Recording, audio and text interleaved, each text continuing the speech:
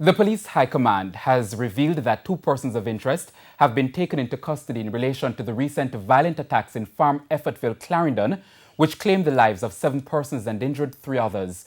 Investigators say the spate of killings stemmed from a dispute over a missing motorcycle. Anthony Logg reports. It's less than 24 hours into the 96-hour curfew imposed on central Clarendon on Friday. This after 7 persons were killed, 3 injured between Wednesday night and Friday in Farm Effortville. Today, National Security Minister Dr. Horace Chang and Police Commissioner Major General Anthony Anderson visited the parish where they met with senior officers and toured the community. I'm happy to say that we have a person of interest in this matter in custody, and we are following some other leads from the CIB team down here in Clarendon for some of the other persons who are involved in this.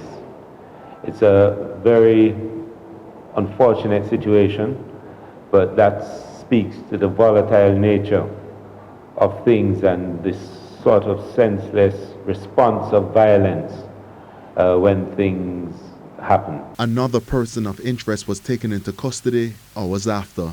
Police Commissioner Major General Anthony Anderson noted that additional resources have been deployed to the community with support from the Jamaica Defense Force.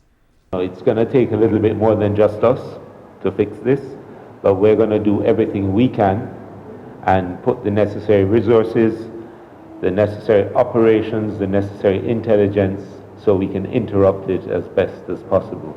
Meanwhile, General Anderson is confident that the additional resources and help from the public will bring a level of calm to the parish, which has seen a reduction in homicides since the start of the year. So I'm confident that the team with ACP Smith, with SSP Miller and his team will bring this back under control. They've been doing very well this year, and we expect that to continue into next year.